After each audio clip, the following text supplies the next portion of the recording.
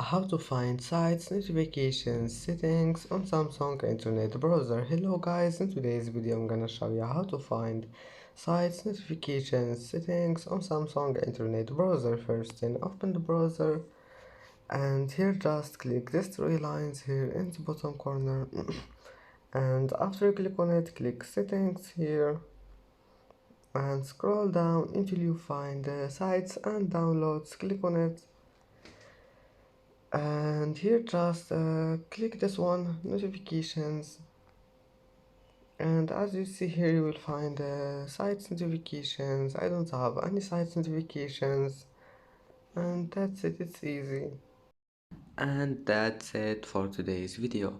If you like this video, don't forget like and subscribe, and thank you for watching this video until the end, and see you in the next video.